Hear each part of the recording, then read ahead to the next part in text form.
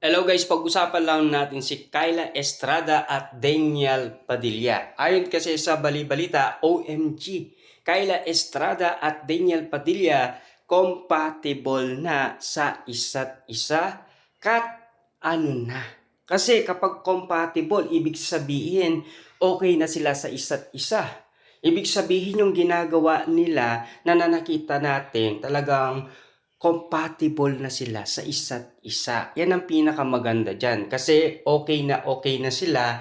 At least kapag sila ay nagkaroon ng love team, hindi na sila may ilang sa isa't isa. Lalong-lalo na kasi nagkasama na sila sa iisang teleserye. Kaso nga lang, hindi naman sila magka-love team doon, 'di ba? Kasi ang pinag-uusapan si Richard Gutierrez at Kyla Estrada ang napapabalitaan natin magka-love team dahil sila daw ang laging nakikita sa incognito na teleserye nila. Bagamat natapos na, at least nakikita na natin silang masaya.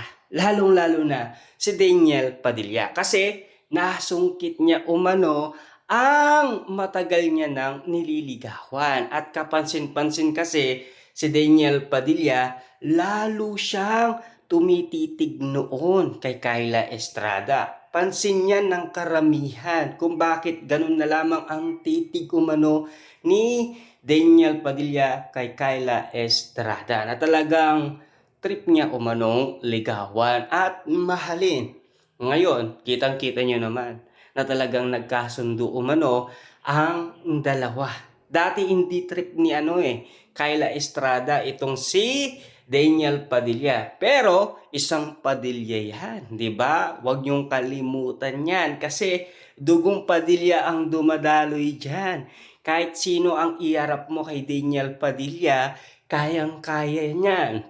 Kasi marami ng mga babaeng napag-usapan patungkol umano kay Daniel Padilla, di lang natin alam kung katotohanan man. 'Di ba? Yun kasi ang haka-haka last 2023 dahil galit ang buong mundo kay Daniel Padilla. Pero kahit nagalit ang buong mundo kay Daniel Padilla, at least never niyang nilaglag umano si Catherine Bernardo sa buong mundo, 'di ba? Ulas sa Katniel, sila pa rin ang ending alamin natin. Kasi may ula-ula nga naman kasi kapag kinasal daw si Daniel Padilla sa iba tulad ni Kyla Estrada, lalong-lalo na Catherine Bernardo, kahit ikasal man yan kay Mayor Mark Alcala o sa iba man, pero ang ending sila pa rin. Yung kasi ang inala ng isang manghuhula. Di lang natin alam kung totoo man, 'di ba? Pero at least ramdam natin na may naniniwala pa rin. Lalong-lalo na ang mga Dilulu fans na Katniel fans hanggang ngayon. Solid na solid pa rin sila dahil kinikilig pa rin sila dahil Catherine Bernardo kinikilig pa rin yan kay Daniel Padilla hanggang ngayon. Kita nyo naman exclusive pa rin na talagang si Catherine Bernardo hindi niya pa rin nakakalimutan ang nakaraan nila ni Daniel Padilla hanggang ngayon. Bangungot pa rin kay Catherine Bernardo. Papaano nga naman kasi tiplok yan kapag nagkausap sila ni Daniel Padilla. Pero ito ang nakakalungkot na bali-balita. Ula kay Daniel Padilla, tatamaan ng mild stroke. Alamin natin kasi nababalitaan daw na overweight itong si Daniel Padilla at kapansin-pansin daw na nahihirapan itong uminga kapag ito ay nagsasalita. Ayon sa manghuhula, di lang natin alam kung makatotohanan. Hindi niya daw alam kung mangyayari ngayon or sa susunod na taon. Pero pinag-iingat si Daniel Padilla na mag-exercise at alagaan niya ang kanyang kalusugan, 'di ba?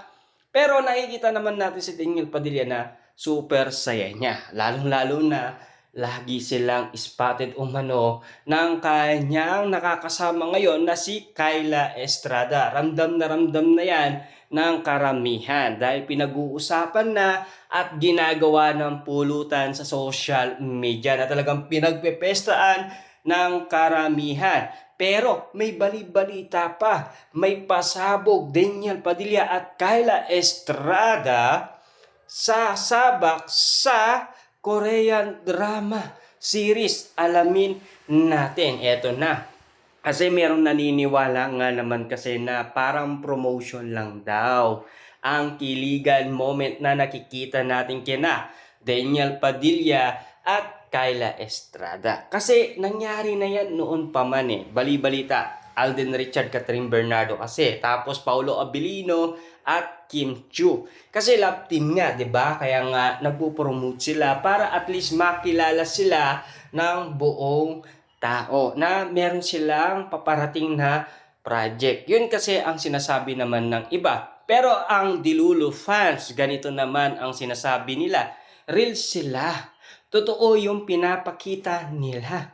Kaya naman kasi kinikilig sila tuwing nakikita sina Daniel Padilla at Kyla Estrada sa isa't isa. Siyempre, kaya nga naman kasi tinawag na Dilulo fans sila dahil nga naman kasi sa mga arutan at kulitan moment, lambing moment, lalong-lalong na doon sa todong pag-ataw na talagang inalikan ni Daniel Padilla sa pisngi si Kyla Estrada at uling-uli yun sa hakto. Pero meron pa napapag-usapan. OMG Daniel Padilla, ipinasara ang team part para kay Kyla Estrada. Kilig yan? Grabe nga naman talaga, no?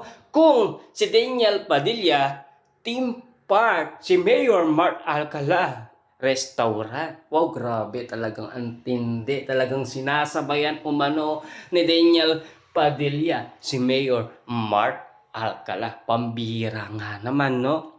Pero mas solid nga naman kasi yung kay Daniel Padilla. Team part nga naman kasi yun. Kasi buong pamilya. Pero hindi nila sinisikreto at hindi nila tinatago. Ito pa ang pasabog.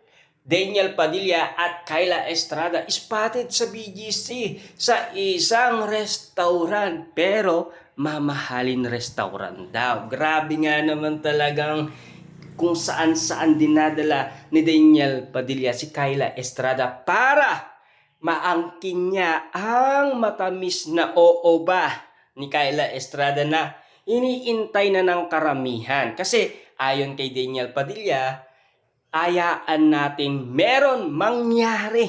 Ano nga ba talaga ang mangyayari sa inihintay natin na pagmamahalan Daniel Padilla at Kyla Estrada sa isa't isa? Dahil baliw na kasi ang karamihan sa kanilang lambingan. Lalong-lalo na yung sweet moment nila, talagang mapapawaw ka na lang.